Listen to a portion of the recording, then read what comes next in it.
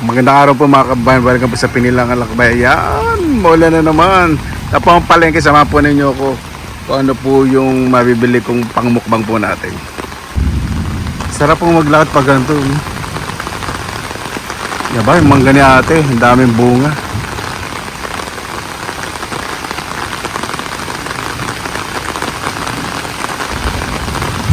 Ayan, lakas ng dating ko. Hindi, malakas po yung ulan. Ito tayo sa balag. Ito pa yung masarap ano. Ay, nako.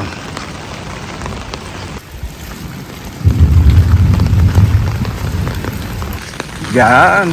Napakasarap po talaga ano pag umuulan. Malinis ang paligid. Dito naman po sa amin, laging may mga nagwawalis tuwing umaga. Yan. Pangmalakasan ng dating. Ang maganda po dito sa lugar na tinitirahan ko, maayos po yung mga daan. Diba? At dito po sa amin, maayos pa naman ang drainage. Wala pa naman titibagin sa susunod na eleksyon. Sana nga. Ayos po kalsada.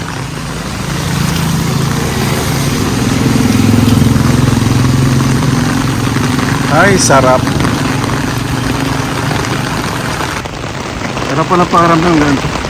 Di na po malakas sa akin. Kung malakas sa akin, syempre hindi po ko lalabas. Ako po yung mahangin. Mas lumakas po ang ulan. Sarap. Kaya medyo warm po yung ulan. Sarap maligo nito. Ay, sige na.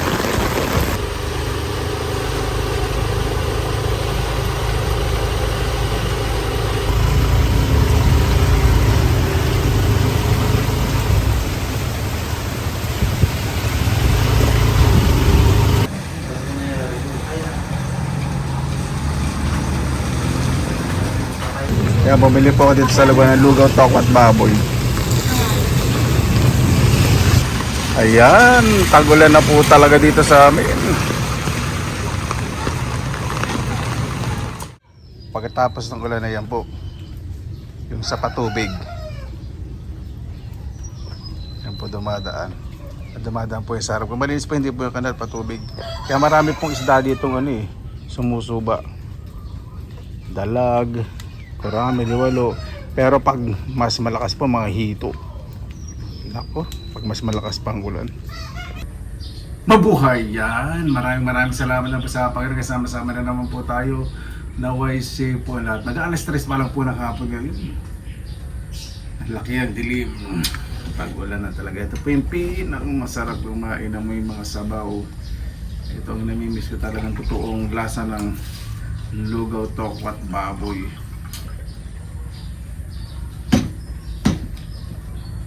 Ganda doon po sabi nila, maganda po. Kasi iniinit po nila, piniprito nila yung toko at baboy saka po itong tok nening. Tapos yung lugaw may konting malagkit. Hindi siya masyadong malapot. Tama-tama lang.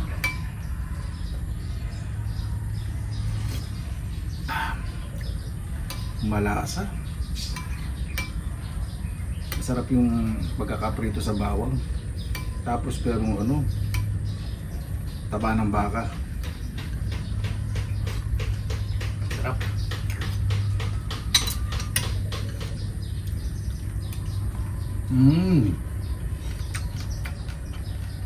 Crispy yung baboy, suka tama lang. Mas tama yung asim kaysa tamis. Ito po yung gusto ko. Ayoko nang masyadong matamis sa suka. Pag ganito suka, iniinom ko. Tinutungga ko.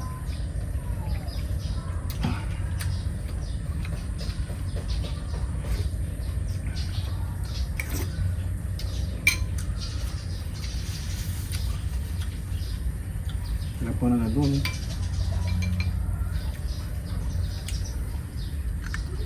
Ay na umaga mainit hanggang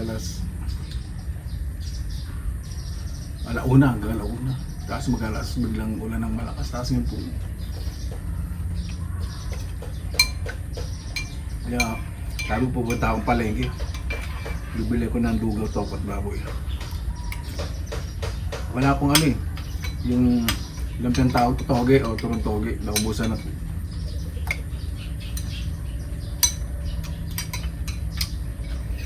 Kaya pala benta sa kanila masarap yung toko at baboy nito katulugan.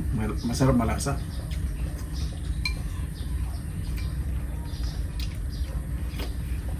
Kahit po sinasabi ko po sa hindi po sa dito po sa amin sa Bulacan, Bulacan.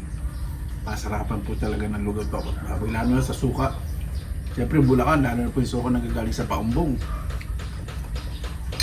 Kailangan masarap yung suka.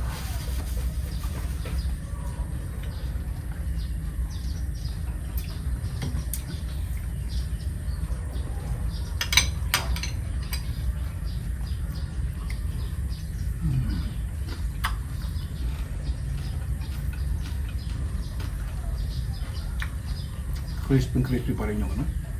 Parang itong kawali, baboy, sarap.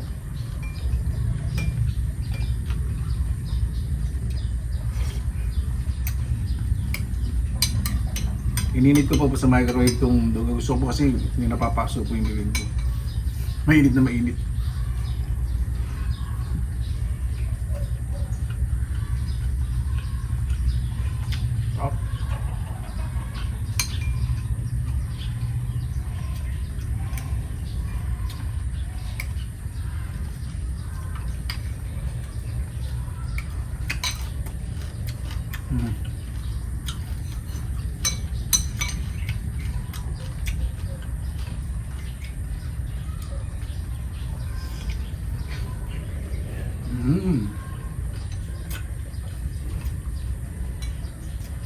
Sarap yung ano nila. Yung toknening.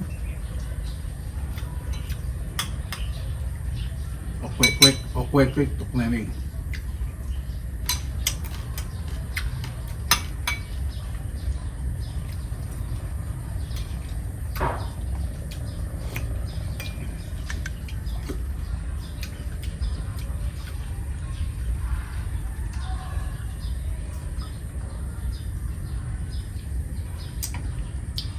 Narinig yung pasarig ng isda dyan sa ano. Patubig sa harap. Malakas kasi agos ng patubig. Hindi po muna ako naglagay ng patanga kasi nahuli pong isda maliliit. Pinakakuha lang ko po ulit. Sabi ko sa kapatid ko, lagay na lang pag mas malakas yung ulan. Doon po mag-aawa na yung mga hito.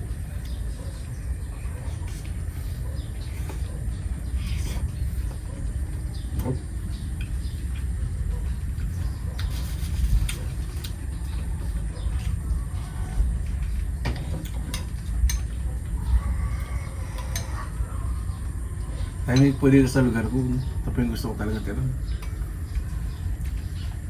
Gusto ko pa ako lang yung maingay.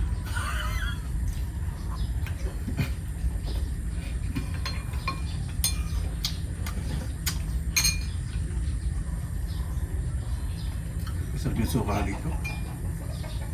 Hindi siya ano. Hindi siya distilled vinegar. Talagang ano to eh. Hindi ko sasaso ang nyog. Kasi sasalag po na sa yung sumasasa.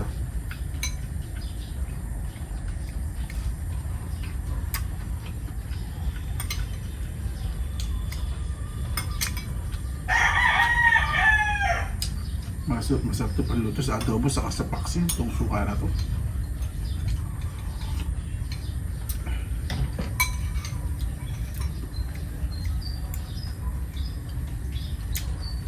Ito po, ha? Kasi minsan pag nagpagawa po, luma na, parang lasang kamag ito, sarap. Malinamnam. Ganun po talaga ano, pag sinarapan.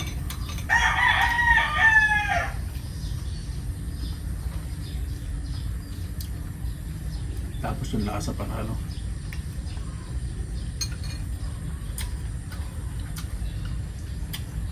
Presyo po lahat, 160. May reserva po kasi ako mamaya. 2 lugaw, 2 tokpat baboy, saka 2 toknening. Ito yung order.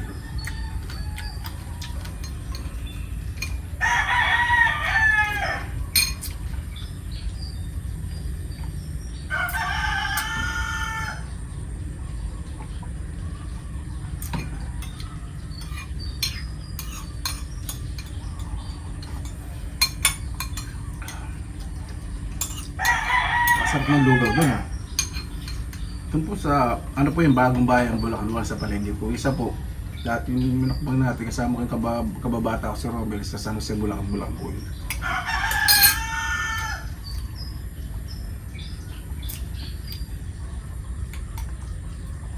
Sarap. Busog itong suka. Hindi na po masyadong marami.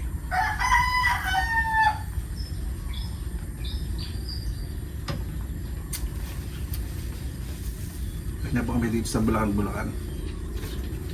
Kakain po kami ng tokpat baboy o kahit anong prito. So ito na ay maraming suka.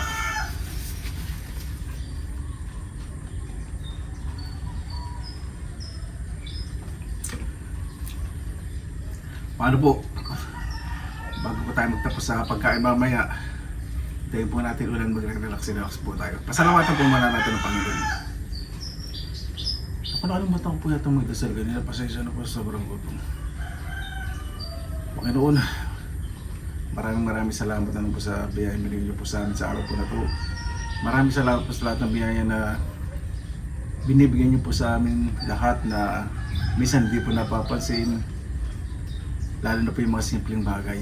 Yung buhay po, pagising, yung pagbati lang po ng pamilya, sayang good morning, magandang umaga, kain na anak, kain na ate, kuya, tayo pa, amang inang, nanay, tatay, daddy, mami, kahit ano po ang tawag.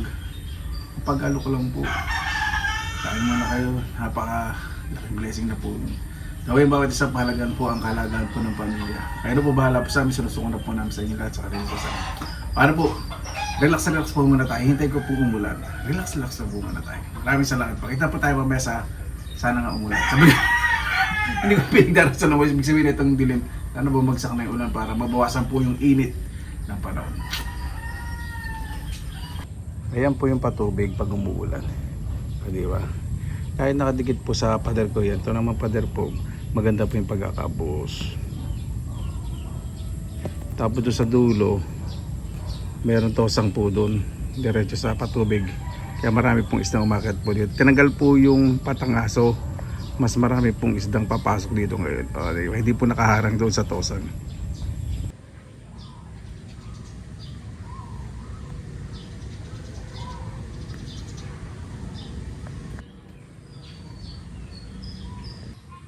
Ayan po, madilim pa rin po pero hindi pa rin po umuulan, mag-alas 5 na. Paano po, maraming salamat na lang po sa inyong oras na inilaan sa Pinilaang Lakbay. Basta lagi po tayong positive vibes, good vibes. God bless, ingat po lagi, magandang araw. Laban lang!